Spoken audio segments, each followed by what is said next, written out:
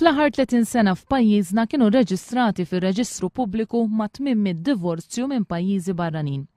Fl-2010 kienu reġistrati l-akbar ammont ta' divorzji f'sena waħda, meta b'kollox kienu reġistrati 47 biżjed minn nofshom mir-Renju Unit.